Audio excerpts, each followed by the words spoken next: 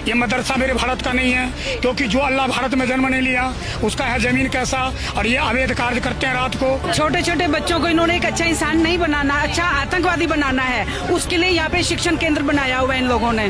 कम से कम यहाँ पे 200-300 आदमी आता है, पता नहीं कहाँ से लेके आते हैं। पूरे दिल्ली में मंदिर प्रकोष्ठ का अवैध मदरसा नहीं रहने देगा, कहीं होगा तो गिराया जाएगा।